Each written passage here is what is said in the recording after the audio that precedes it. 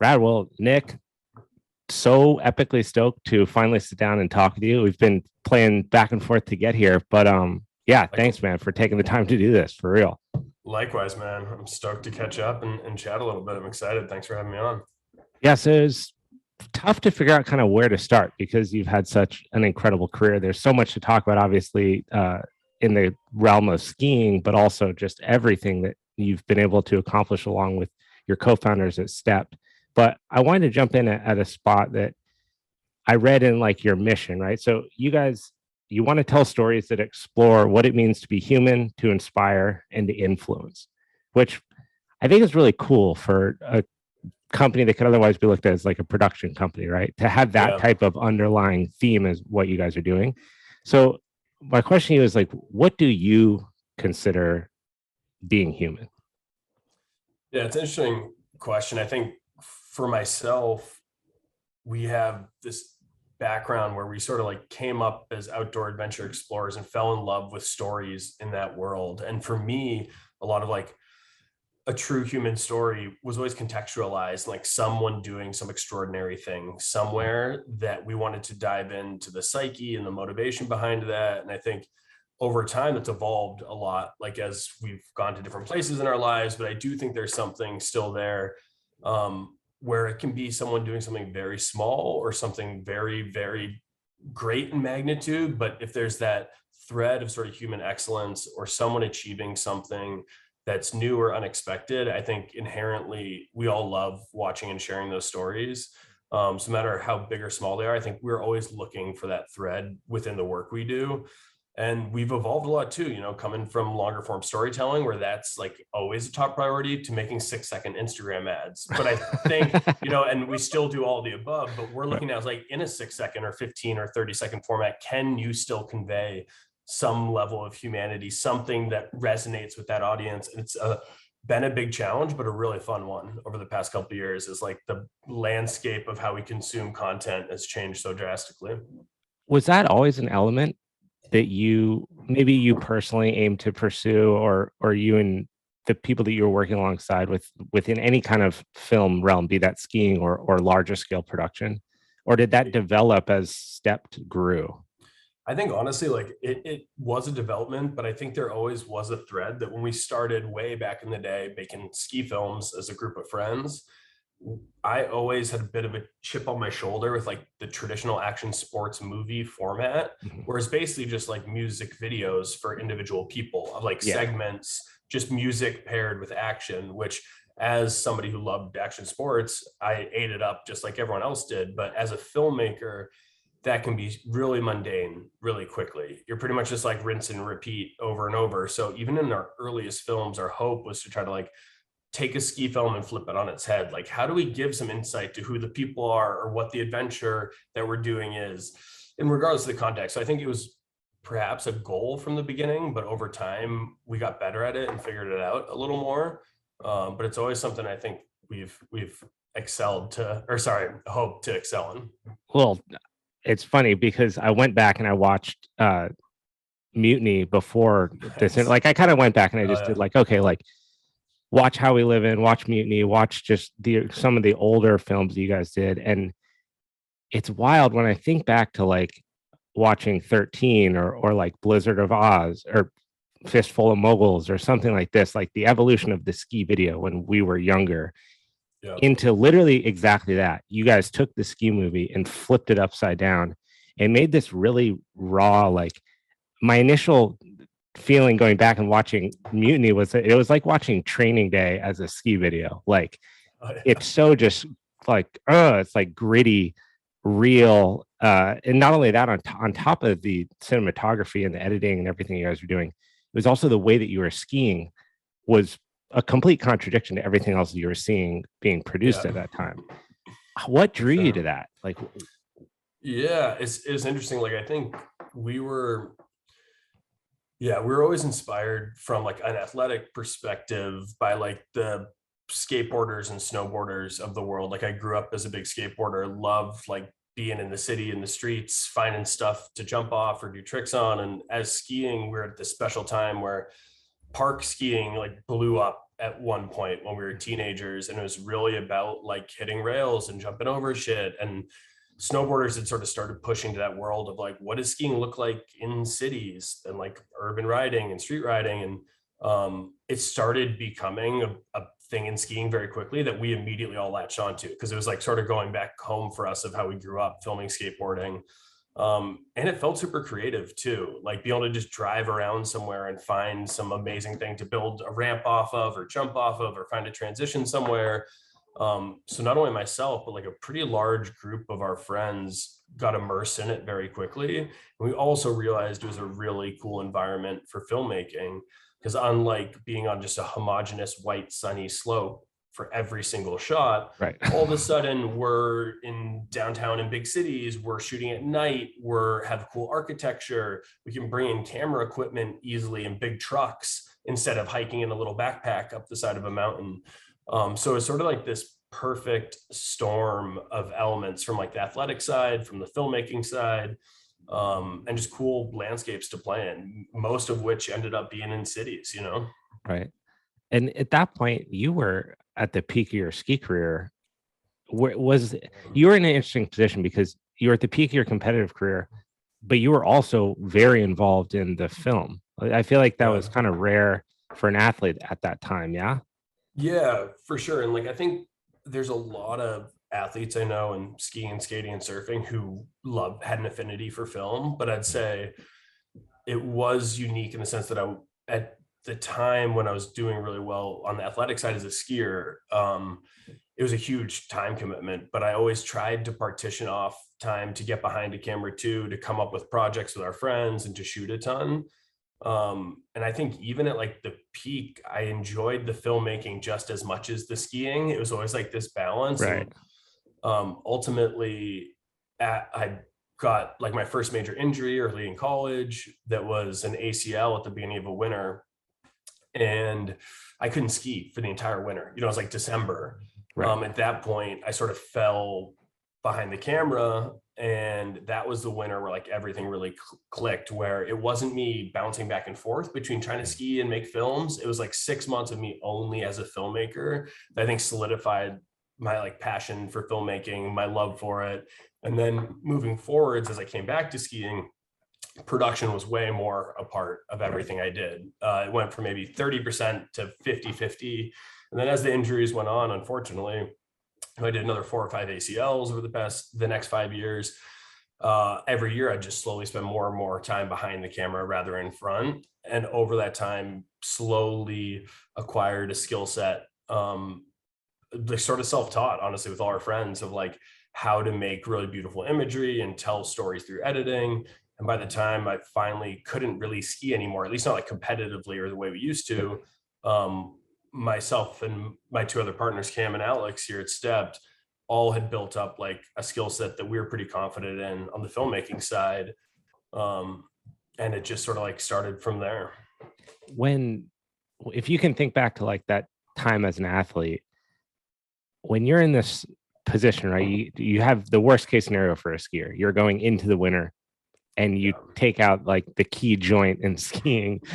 Um, did you struggle with the identity part there at all? Like if you're going from being like the man, you're on camera, you're in front of everybody, you're winning contests, to now you're behind the camera. Yeah, you're enjoying it, but like, were there any kind of identity struggle there of those 2 people existing at the same time? Yeah, it was always super weird, honestly. Like, and you're also trying to put up an image for certain people. Like at the time, we had paid endorsements as skiers, so like Right. no one's trying to pay you to sit behind a camera. So like you need to keep up this facade to the general public and like the brands you partner with, that like you are a professional skier and that's what you're doing 365 days a year. Right. It's not like, hey, I do that part-time and I'm a film guy. So like even like outside of the internal struggles there, there's like a perception thing that you got to try to maintain. And I struggled with that for 5 or 6 years, probably, especially towards the tail end of my ski career. As I was doing more production than skiing, you're always putting on like this bit of a two-faced thing where like in some conversations you're the film expert, in some conversations, oh, film's just like a hobby, and like I'm really fully focused on skiing. So I think it was a struggle. I think I was lucky that the production side of things kept me so ingrained in the community that it wasn't like, okay, now I'm going to go study math at the university. It's like I was still very in the group with the same people, which I think made that a little bit easier. But at the same time was a constant struggle, not only for that first injury that was probably like the most devastating of all. Because Right. like if you've never really been through that and you're like on a really solid trajectory as an athlete, that first like serious injury is like crippling, not only physically but mentally Dude, as well. emotionally, right? Yeah, and after time you get used to it a little bit more, like come to expect it, Right. unfortunately. But yeah, like the struggle, it was a big thing in the beginning, and then over time, like sort of faded and just smoothed out, and luckily organically like netted out in a pretty healthy spot. But So yeah. that was when did your last injury happen?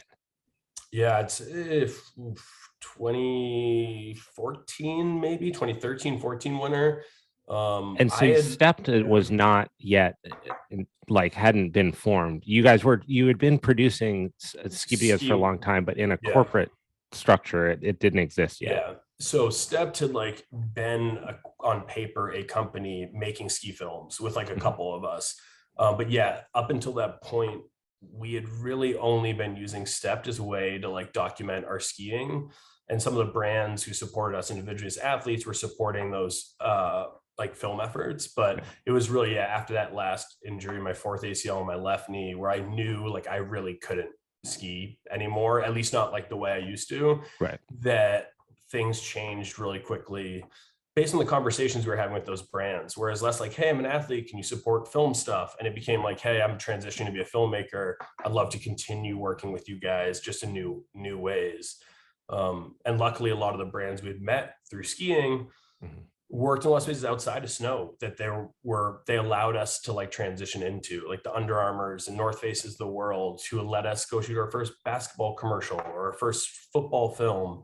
They were really generous, and I think we'd built this trust over the years partnering with them on these snow sports films, that they sort of knew us, they're familiar with us, they had some trust, that we were lucky that the transition happened pretty quickly and pretty smoothly. What was that initial phase like when you start going from you fully understand, let's say the moment where you fully understand that competitive skiing is no longer a thing for you, Yeah. and you're on the flip side of that. What was it like when you started to get these contracts that weren't ski contracts, but that they were Yeah. like, I mean, Toyota, Under Armour, these are not, you're not getting Yeah. hired by like the local ski shop to shoot their promo for the winter, right? These are Yeah. massive global brands with huge footprints, big budgets, and you're getting tapped for that kind of stuff. Yeah, it was interesting. Like it was definitely a transition because ultimately for 6 or 7 years, my primary source of income was ski endorsements. So like when those evaporated, that was terrifying from lifestyle and financial perspective. And luckily we had sort of this other thing teed up, but we really hadn't seen it materialize financially at that point. So there's definitely like this weird lull. And then also on the brand, like production advertising side, you don't immediately jump into the big work, despite if it's a big brand. It's like a lot of Right. those initial sort of tester projects that those brands gave us were super micro small, but as soon as we proved ourselves, they just kept getting bigger and bigger, now to the point, 6 or 7 years later, we're doing national advertising campaigns on television and stuff So like that for crazy. those brands. But at the time it was like, hey Nick, can you grab your camera, like go shoot Steph Curry trying on a shoe in like a store, and like like we're gonna pay you like a couple $100 or something. Right. So in the beginning it wasn't as glamorous, but it did ramp up pretty quickly. Like we just tried to show and prove, and it was also, I think, serendipitous at the time. This was probably 10 years ago when social and digital advertising was blowing up. Like people weren't only doing TV ads, they were like starting to do paid Instagram ads and Right. content for their brand on Facebook and Instagram and YouTube. It had already sort of been going, but it's sort of like really exploding and becoming like a primary platform for a lot of brands. And I think a lot of the traditional people in production advertising didn't really want to participate. And we were sitting there at like 23 years old being like, hell yeah, we're all over this, and that's sort of like how we got our foot in the door. Were there ever moments where you're like, what the fuck am I doing? I need to go get like a real job and I need to like figure this out. In full transparency, I don't know if that ever crossed my mind. I love that. I That think is so I awesome, dude. yeah, I think we were like had ski bummed it for so long. We're like so frequently. I was like, I could just fucking chill for 2 years. I'll figure it out. Like sleep on my buddy's couch in Venice or something. Like I don't think I was like, I gotta get on LinkedIn right now and like go track down a job. But Man, it's so um crazy to hear, yeah. like, from an outsider looking in, like, you obviously, maybe you do get this perspective if you really reflect on it, but to look at what you guys have built is astounding. It's phenomenal. Like, to never compromise on who you guys are as individuals, on your style. Like, if go watch any, for anyone listening, go watch a Stepped produced commercial. It's when's the last time you saw a Hyundai commercial that you're like, one, that was fucking hilarious, and two, it was beautiful, right? Like, it's not, Thanks, man. you just don't really see that. And to have that happen without you having that moment of like fear around your career is pretty impressive, because I feel like it's really easy to get stuck in that. Like, I'll admit Yeah. I do this all the time where I'm like, oh, I should go get a sales job, like, shouldn't be Yeah. pursuing these other hobbies. And I want to like smack myself in the face and be like, dude, no, you're that's not the point. Like, do the things that you love and just it will work out. Trust it'll work out. Why do you like what do you think lent itself to that for you? To be able to Yeah. just kind of Yeah, no, I it's don't gonna know. all be good. I think I've always, like a lot of people like yourself, like always had a bit of an entrepreneurial spirit. Like I always sort of wanted to do my own thing. And I think I had the confidence, even if I couldn't start a business, that I'd at least like as an independent single guy, probably be able to film enough to like at least get some momentum going. And I think maybe I thought in transparency, I never thought Stepped would be where it is today. So it's not like I had this like confident vision that, oh, in 6 years from now, there's gonna be 70 of us sitting in an office. Right. Like, I think I was just wanted to work in film and was taking it one step at a time. And then as things started gaining momentum, then you start having a bit more like strategic path. But for me, it was just sort of like one foot in front of the other to start. And to your point, like I think what helped us a lot is as you're talking about watching some of our work, which I really appreciate the nice comments, Dude, of but course. I one thing we always say here is like we're really trying to make advertising that feels more like entertainment than advertising. And I think that really came from our background in making ski films to entertain people. And when we're looking at the advertising world, I think we grew up in an era where commercials were shit you wanted to skip through and pass Mhm. over. And we're trying to reinvent like, is there a really creative, cool way to integrate brands and film in a way that's exciting to watch, that you want to watch again, that's, feels like entertainment. So I think that helped us like over the years, that perspective helped us keep on track and grow in like a crowded space. Was there risk with brands when you guys were initially starting out and you're carrying in this creative perspective that they probably really haven't seen in the space yet, or like pushback from them to like, no, you got to do it this way, or we want it done Yeah. that way? There's always that tension. And like over time, we, people trust us more, but in the beginning, absolutely. Like we'd throw all types of ideas out and people thought we were insane. Luckily, we'd usually do them with either without them knowing or just like in the background and show them and they'd usually be excited. But yeah, when like a 24-year-old kid is trying to talk to some senior level marketing person and tell them you want to like light a basketball shoe on fire and throw it through the night, they definitely are looking at you cross-eyed. What But then was sometimes when they see it like come together, it works. what was that experience like? Put me in the shoes of a 24-year-old running this company. Yeah. And if I'm understanding this correctly, I'm thinking like major executives, right, across all Yeah. these companies. You're going and you're saying like, hey, this is our idea. Do Yeah. you just like walk into that with confidence, or was there fear associated with that? I think we probably had like some confidence by nature of stupidity rather than like actual confidence. But yeah, it was interesting. I think we got super lucky because we had spent so much time working with some of these brands through the snow sports world. We had access, like you're saying, like some of the CMOs, like senior marketing managers, where like typically no one would have let us into that conversation, but they had been familiar with us for 5 or 6 years. They're willing to have a conversation and see if there's something we could work on. So I think some of those relationships being pre-existing helped a ton, like calm the nerves a little bit and have a more open dialogue. But I do think, yeah, it's funny. It's really the people, everyone always says that, but it is so funny. Like the people we met through skiing, which I never knew would have any impact later in life for me, those were all the same people that in one way or another helped the film side of things start.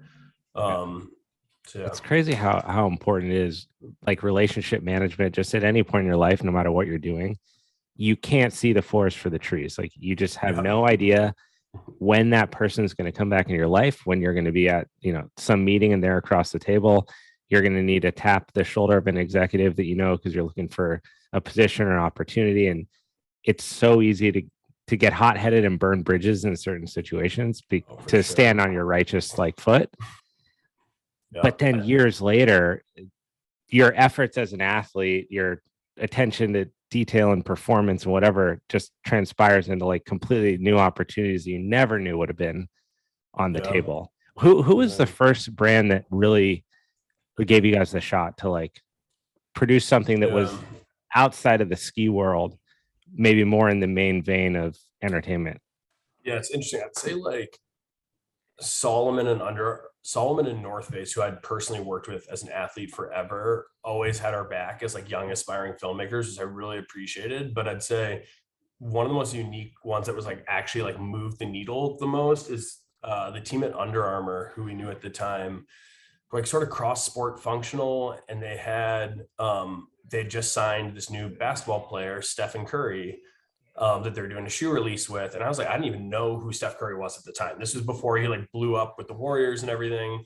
And we were hell yeah, we'll shoot some basketball stuff. We've been trying so hard to get out of the snow sports stuff. So we went to Oakland and shot this piece with him, Cam Riley and I, for his first shoe release for Under Armour. And it was super low budget. I would probably spend all the money just flying out there or something.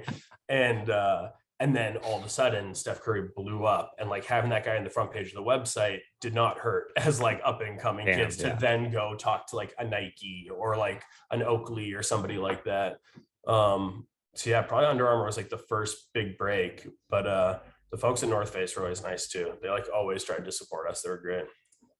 So as you guys start to piece together more projects and you're putting this thing together, when did you start to feel the growth and the traction really shift for you as a company, where it was kind of oh, this is going to be our next thing. This is what we're doing.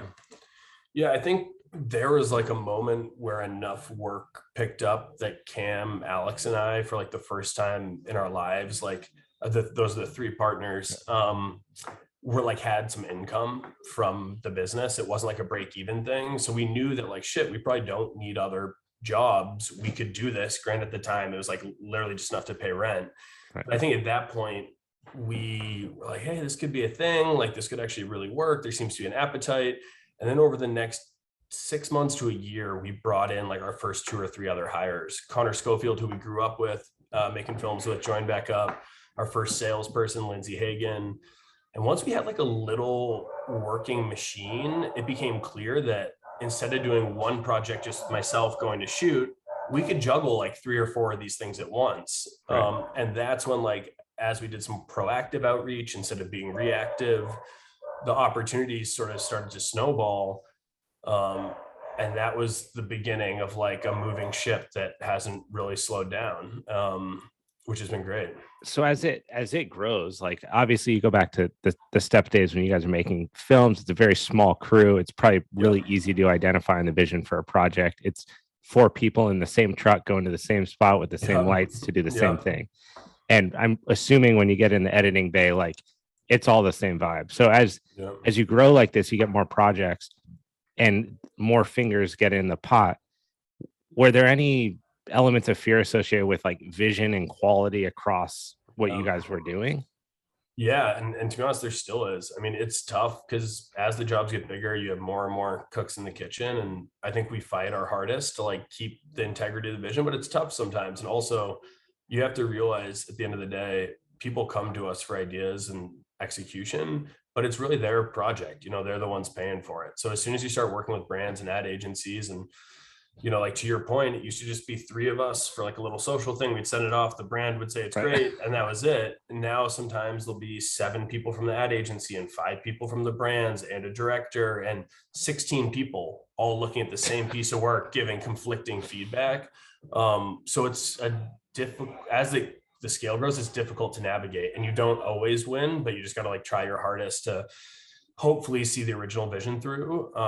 But unfortunately, I can't tell you how many times we've had clients and friends and collaborators who have a conflicting vision that it doesn't really come out how you want it to. And you can't win them all, but you always try your hardest, to get across the finish line looking as what And you is originally that like intended.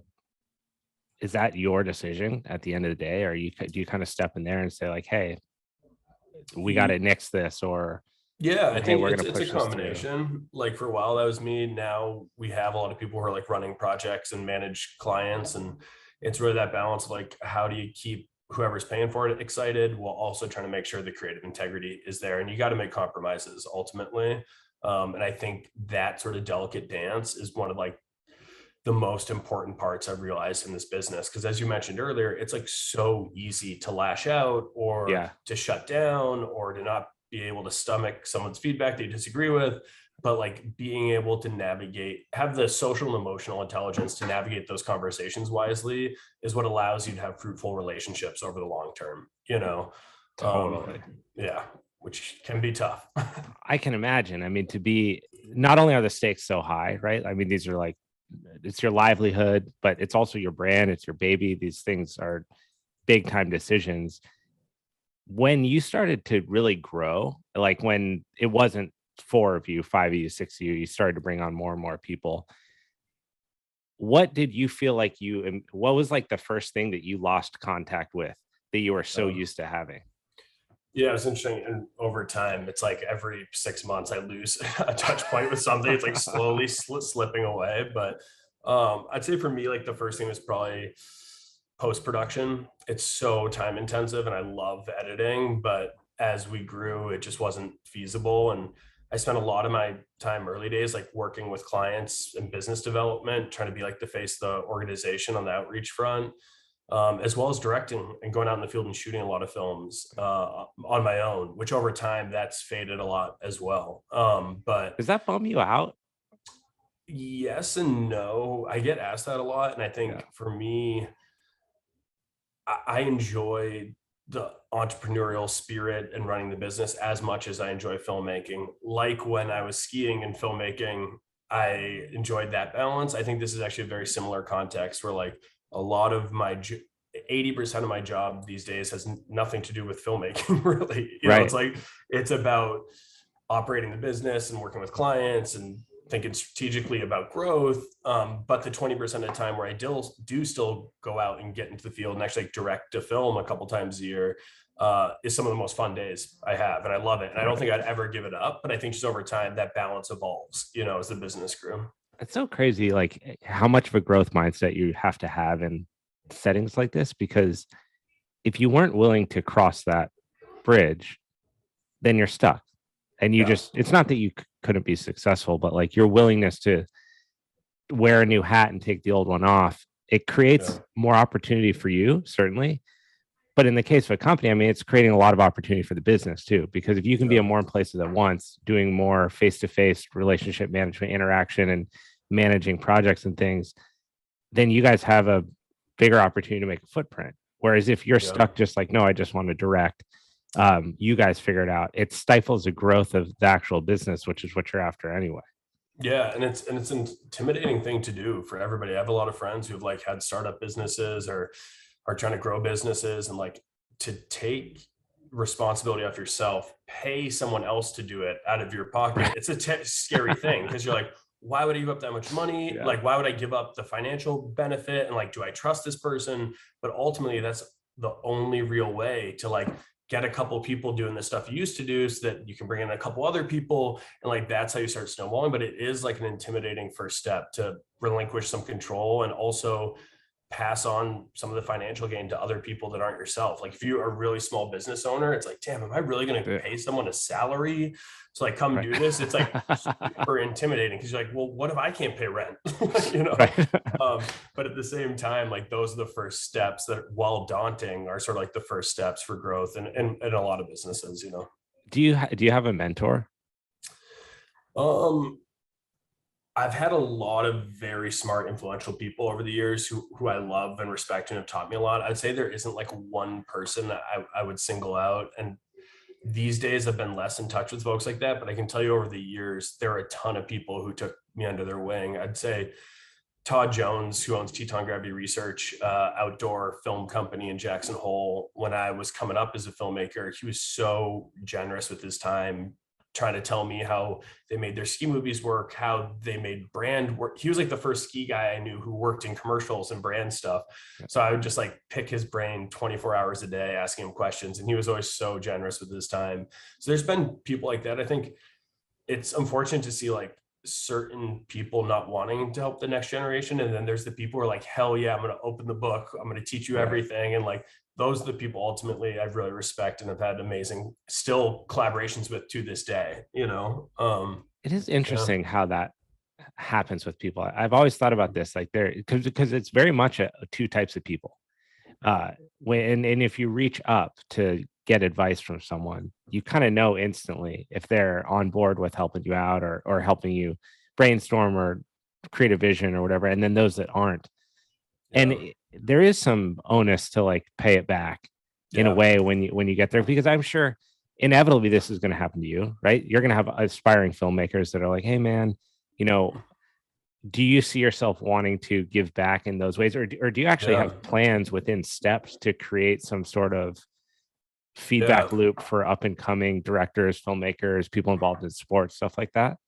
Yeah, it's interesting. Like a couple of things there. Like I think already we have a lot of up and coming folks who reach out to Stepped, and I can remember so vividly, like burnt into my brain when I was 20 years old, emailing people I looked up to, and almost none of them would ever write back, like ever. And there's like the Yeah. couple I remember who did that I will remember forever. But now people who I consider colleagues, I remember when I was younger, them never giving me the time of day, which always I had a chip on my shoulder about.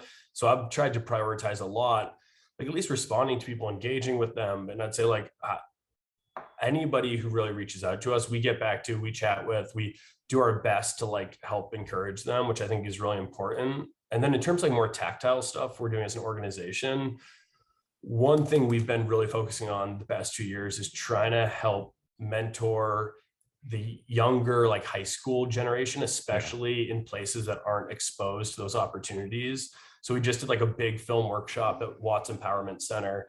We got like 30 Yeah. kids with their hands on cameras. Sheehan shot a mock basketball commercial, got everyone super engaged. And from that, we got some like 16-year-old kids who never had imagined being in film, applying for internships or looking for summer jobs. Yeah. So I think our efforts right now are focused on like trying to do proactive outreach, put on workshops for certain communities who just don't have access to film stuff usually. So we're trying our best to engage as much as we can on that. And then just on like the day-to-day grind, trying our best to like get engaged and get back to people and not ignore people.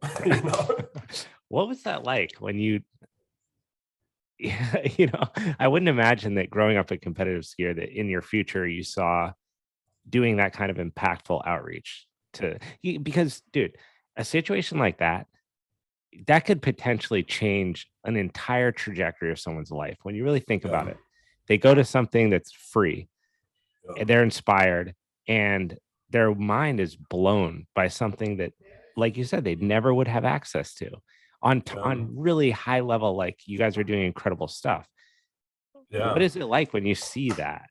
It's epic, man. Like you feel like you're actually like helping people out, which is great. And I'd say the other thing is like, aside from myself and like the partners here, what I've been so impressed by is just like the universal willingness to volunteer and help.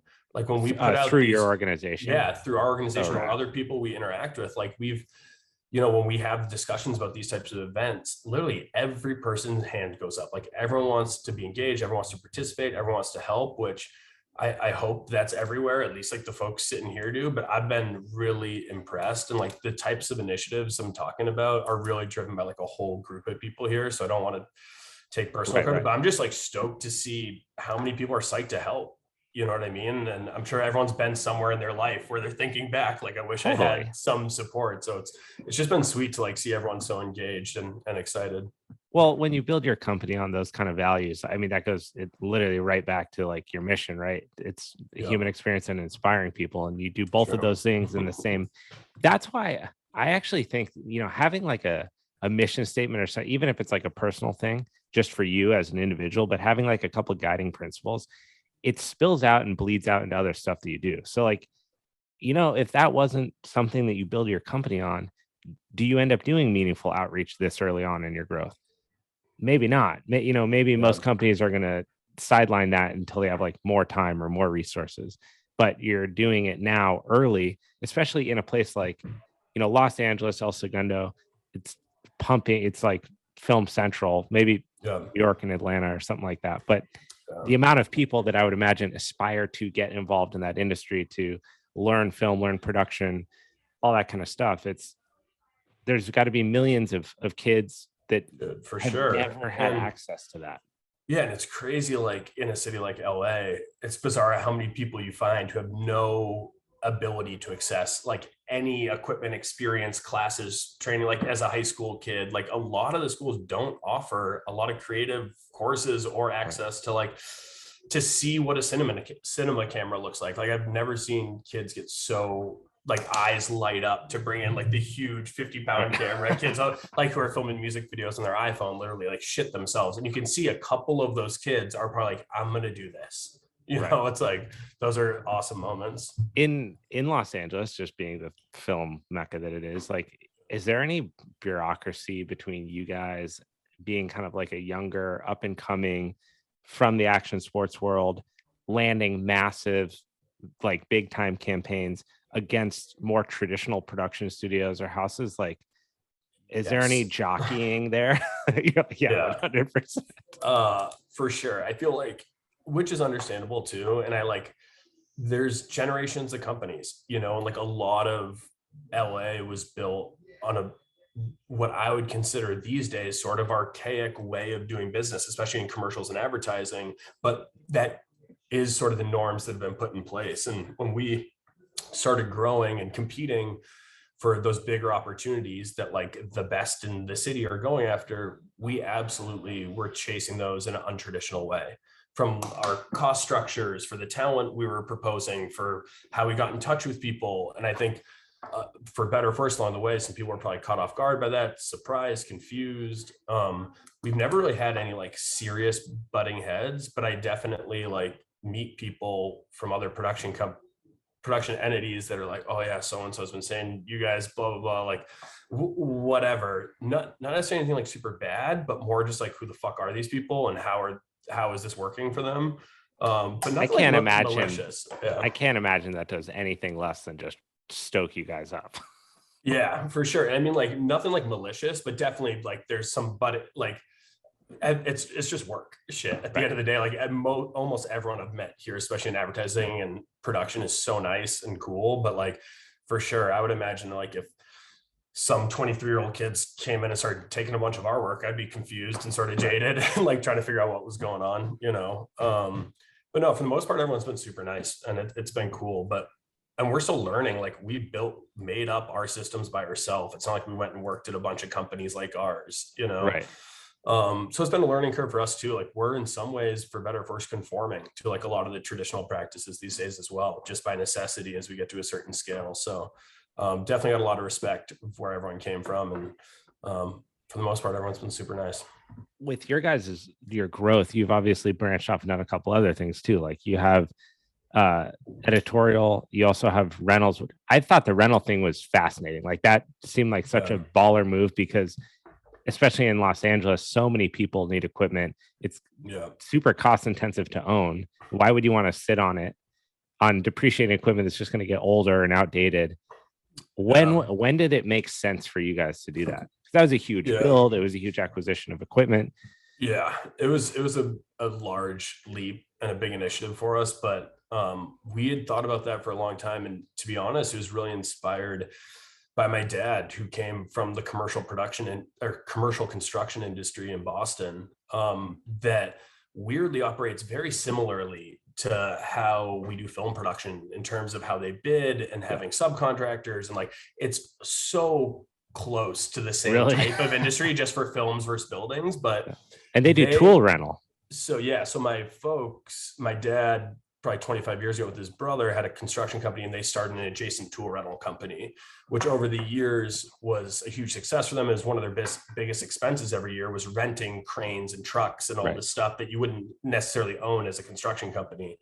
And over time they invested in that, and then were able to leverage that for their own projects as well as other construction companies. And we've tried to replicate the same approach for production with our sister company, Vault Rentals, where it's a resource for all our jobs to get equipment from. And like, that big expense is going to a business that we have participation in, rather than some random people around the city.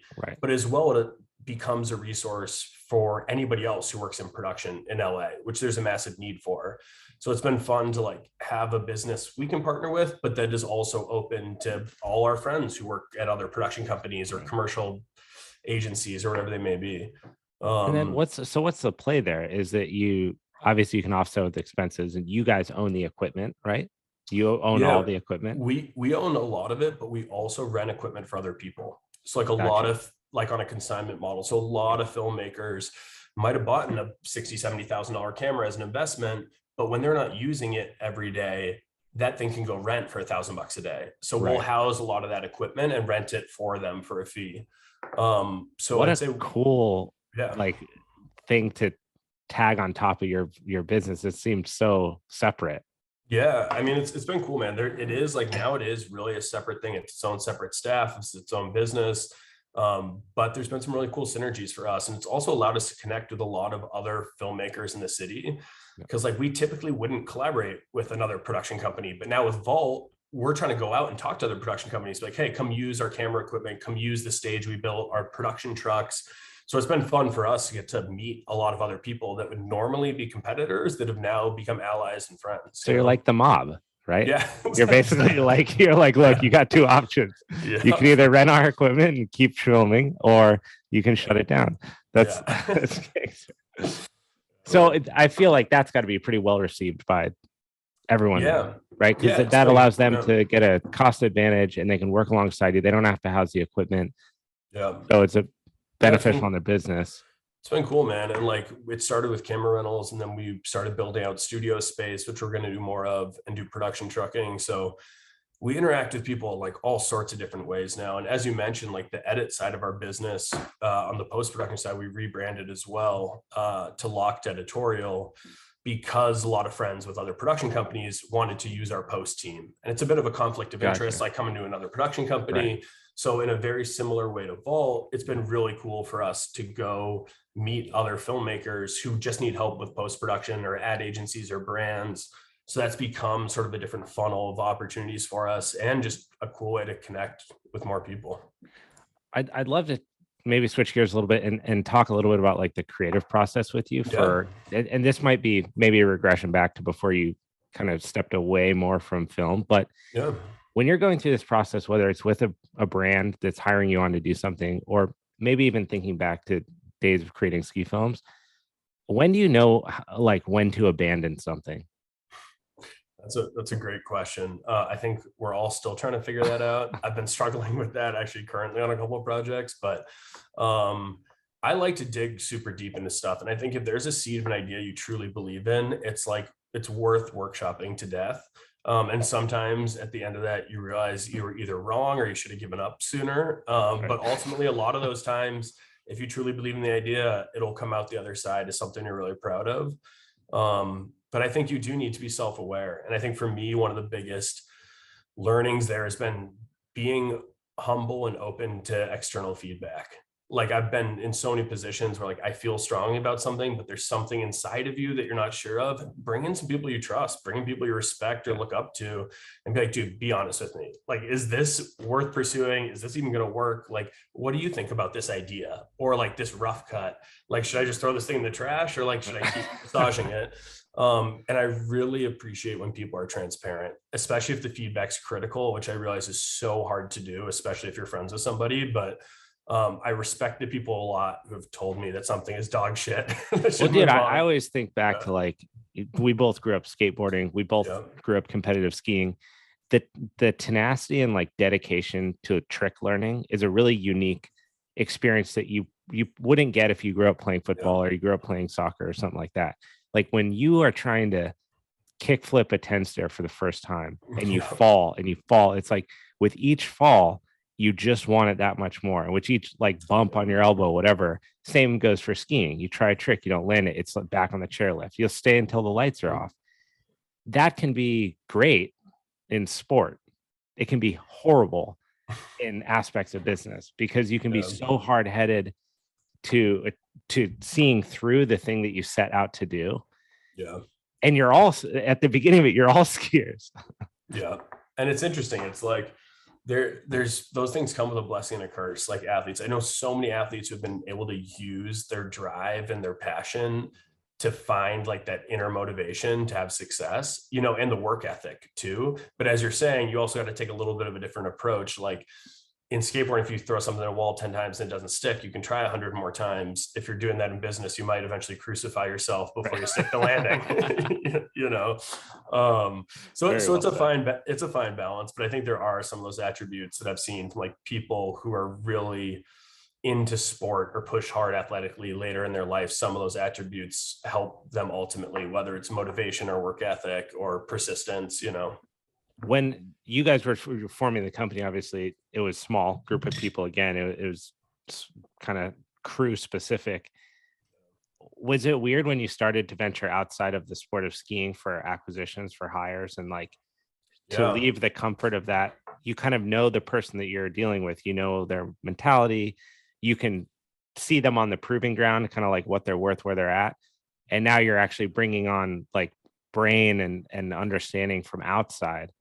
Yeah, I mean, it was a steep learning curve, to be honest. Like, I think, especially when we came to LA, like I was saying, it's such a traditional market. Like for us, we just all grew up making films together. We'd all just like help shoot something. And then you start coming into LA where someone's like, no, I work in this department or I have this role and I don't do those things. And they have extremely strong opinions that built throughout their career, and they need lunch at a certain time and they bill meal penalties and there's unions. And like, for us, we showed up in the city. We were like, holy shit, we hate all of this. We don't know what's going on. We usually just like, we all bring the shit in, we film the stuff and we leave. Like that's sort of like how we always did it. And then you start to slowly understand like why the systems are set up that way. And for big productions with 200 or 300 people, those systems are super valuable. I still argue going out with 5 guys and trying to lay lines like that is just a old school shitty way to do work, in my opinion. So like our smaller projects are still pretty loose and collaborative, but for sure, if you're on a feature film set or a big commercial with a couple hundred people, there are unions and safety folks and lunch breaks and meal penalties and all that fun stuff. That makes sense at that scale, you know? Yeah, I mean, the liabilities that you're exposed to just alone could tear your whole business down, and especially in a place where, like LA, where the employee has so much power, you want to be super smart about that. You got to be very careful for sure. So if you now zoom out a little bit on Stept and on film production, you're in Los Angeles. Is there a pull towards film and stepping away from commercial production and advertising and actually taking the skills and like the business relationships that you guys have built and get into like the ultimate arena?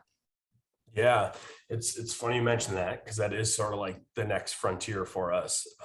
We started a division here specifically last year to focus on film and television, our entertainment division, and it's definitely in its infancy. It's about a 6-person team here. It's focusing on developing original IP for feature length and episodic projects, which is something that, like you're saying, we've always sort of dreamt of like building the skill set, the infrastructure, and the resources from the brand and advertising world, and seeing how that could translate into Hollywood and entertainment. And obviously, being in LA, the Mecca, it'd be sort of crazy to not attempt to participate.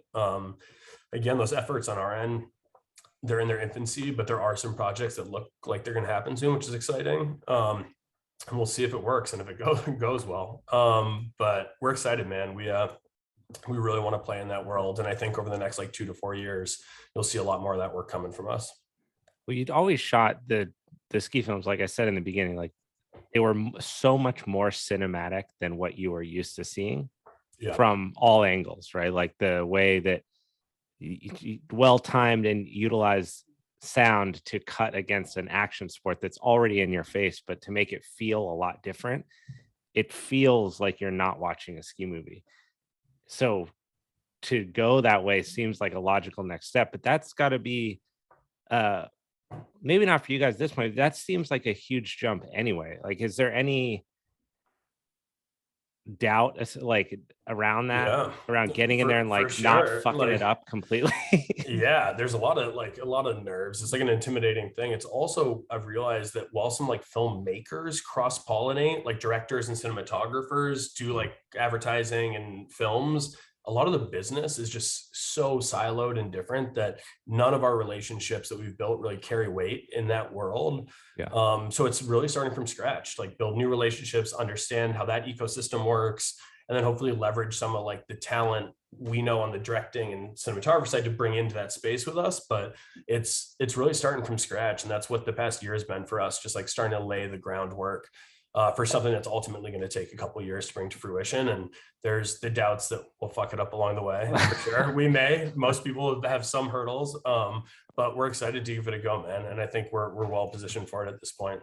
So when you go there, in your perfect world, like what kind of films inspire you? What kind of films do you want to create and to evolve Stept into the like super mainstream?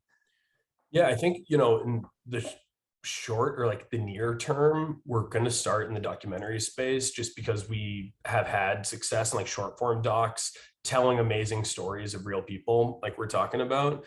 So I think when we're looking at that world, we're looking like the feature doc world. We're inspired a lot by filmmakers who come from similar backgrounds. I don't know if you know, but we represent Jimmy Chin for commercials in the US, and he's had a lot of success on the doc side. So we're like, I was going to ask, I didn't understand entirely what happened there. Was that an acquisition? Like you brought Jimmy Chin doesn't work for Stept, but you represent his documentaries as they go to production? We represent him for commercial production specifically. So like his documentary work, like the Free Solos and Rescues the World, are separate with his own company. But when Jimmy does commercial production in the US, it all runs through Stept.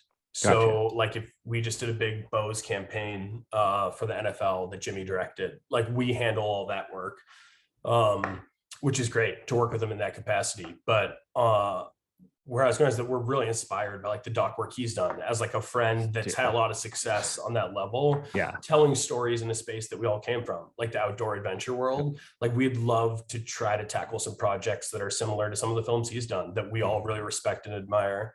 So I think that would probably be like the type of films you're going to see from us in the short term, is like real stories in a documentary format about humans achieving some exceptional feat. And we got some fun stories that hopefully we get some support behind soon and we can share with the world. And so is like traditional blockbuster style filmmaking not in your like universe, or it no, is, right? For sure. Yeah, I think that's sort of like step 2 for us. So like we want to start in the docu space where we have the most experience, and then absolutely, I think a lot of people in this building are excited to like push into the traditional feature film space at some point, potentially sooner rather than later. There's been some discussion, so we'll see. Well, I'm super stoked, obviously, to see what you guys do there. The last thing I'd love to talk about, it seems like, if for those that are still listening at this point, everything's gone great. right? Ski career ends in a tragic way and it's a quick transition into something else. That goes really smoothly. You parlay all those relationships into film production, company grows like crazy. You bring people on, it keeps growing, and now you have more stuff on the horizon. But somewhere between like the knee getting blown and getting behind the camera and now, there has to have been like some sort of setbacks or like difficulties that you navigated. So when you look back onto that time, like what are a few of the biggest struggles that you had to overcome, maybe as an individual, but maybe as a company too, where you guys really had to like Yeah. double down and get over something that maybe could have stopped you in your tracks or redirected everything completely? Yeah. I think like, not to be, like a broken record, I'm sure with so many people, but unfortunately, like, COVID, when it hit, was really one of those moments. As like a Yeah. small business that was growing so quickly, we had a staff that we could barely afford strategically. Like, we were trying to Right. grow Right. as quick as we can. And when the funnel of revenue shuts off completely, really quickly, you got to make some tough decisions. And for us as young business owners, we had no experience with anything like that. Like, we hadn't been through Right. 2008. We had never been at another business that had to downsize or lay people off. Like, we didn't even know where to start legally, how to do those things. So like, as first time business owners, that was like a huge hit for us. We were, I feel like we navigated it okay. We probably could have done it better with more experience, but I think we're we ended up having to let go of like 70% of the company in the first 2 weeks. But Wow. luckily, within 2 months, we brought almost every single person back. I think there's like one Wow. or two who Yeah. decided not to come back. But there Dude, was what that was dip, that like? making a lot of very uncomfortable phone calls. I think one Wow. saving grace was that like everyone else's colleagues and friends and family were in similar situations, so I think Right. that lightened Right. the blow a little bit. But honestly, we didn't know how to navigate. It's just like 1 week you can't make payroll, and that's what it is. But we Wow. were very thankful that so many of the brands we work with were proactive about trying to figure out how to get the wheels turning again. And part of it Mm. was by necessity too. Like the Nikes, the world, even if the world sort of shut down, need to continue telling their story and sharing their message and their products. And a lot of people started buying a lot of shit over COVID online, and like certain businesses needed to ramp up marketing again. And we dreamt up all types of weird shit to try to stay in business. We're doing like remote production, full CGI production, animated films, like we can't shoot. What are we going to do? But luckily, like a lot of that shit worked and some of it stuck as well and stayed around. But within like 2 months, we brought everyone back, and it just, over the years, it became just this blip on the radar and the momentum kept going. But at the time, it felt like the beginning of the end, Yeah, I mean, so you're sitting on, at that point you still had your offices, vault was built, right?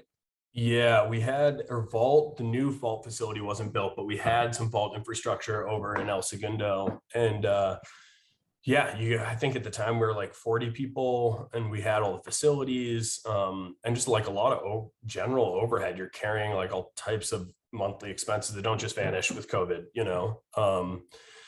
So yeah, that was a crazy like little bit. I honestly got to say thanks to the U.S. government. Like, we openly definitely got some stimulus money that Yeah. probably saved us. Yeah. And I think like I at least from what I've heard from an older generation, they've never seen that happen before. So I think we were like pretty damn lucky with that as well, and thankful for like the country trying to have our small businesses backs at the time. It was pretty special.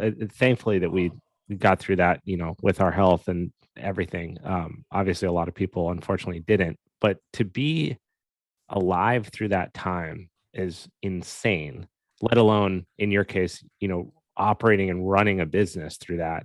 It's funny when you think about it. It's almost like an injury. Like you're on this trajectory, everything's going well, and then bam, you blow your business's knee, and then you're faced with like, what are we going to do about it? Do we like stop competing and we call it a all right, good career later, Yeah. or do you like figure out a way? And I think that's a place where that athletic mindset, maybe it's not something you think of in the moment, but it is like a sense of resilience that you Yeah. have when you want to come back from that kind of stuff and you want to see it through. You want to bring everybody back on, and then you want to overcome the spot that you were at previously when it all happened in the first place to Yeah. then get, beyond that. That's amazing that you brought that many people came back. That's really cool. Yeah, and I think to your point, it's like sort of that thing we're talking about, like persistence and work ethic. It's like that was a thing for myself and the partners and whoever we kept. It was like, okay, we're not work shut down. It didn't for us like stop working. We started working 120 hours a week for like the first 3 weeks of COVID, trying to figure out like what the solution is, how we can make it work, like how do we navigate it. I think there's like this faux notion that everyone just like stopped working. It was like the people who Worked more. unfortunately, yeah, like the people who still had jobs needed to work twice as much to figure out how the hell to survive, you know? Were there Um, cities or places in the US that were like more lenient that you guys were like, okay, cool, look, we got a production job, but we're all flying to here to get it done? yeah, it was tough. There's definitely like some state laws that played an advantage, but ultimately, like every brand who was sending a production crew anywhere was so nervous about someone dying or something going Yeah, wrong that we followed really strict protocols wherever we shot and just tried to protect everything. And unfortunately, there were some people who died in film crews from COVID who had health really. complications or whatever it might be. And like, you Yeah, do not want to be the employer or the brand or the movie where that happens. So I think right. everyone in our industry was super good about working together to try to be as safe as possible, especially like in the early days where we didn't really know the impacts and like the where this thing was really headed. I think now everyone's softened a little bit, knowing that the world feels a little safer, but like in Right. early days, it was like scary and people were being super careful, which I think everyone appreciated as well, you know? Man, I that's insane. It's incredible that that you guys came back from that and are in the position now to not only be where you are, but then exceed and have all these kind of projects on the horizon. It's really cool, man. Yeah. Thanks, man. It's been a wild ride. Well, Nick, it was so awesome having you on here. There's a million questions I would love to come back and circle back in and ask you, especially as you guys grow and start to venture Yeah, into the man. film industry. I think it's gonna be incredible to see the quality of work that you guys put out. I know will be nothing short of incredible. It shows through in the other Thanks, man. work. The Bose commercial I was actually thinking about specifically because it was how many times have I seen a headphone commercial where Like it's it's like, oh, cool, they're listening to music. And I just got to see a little bit of the back end just because of our friends of how insane that production was. yeah. And to see that in product like was so fucking cool. But Thanks, man. yeah, big fan. So I'm rooting for you guys over here. But thank you again so Appreciate much it. for taking the time, man. Dude, likewise, it was super fun. And like you said, let's do it again sometime. And thanks for having me on, man. It's fun to Of catch up. of course.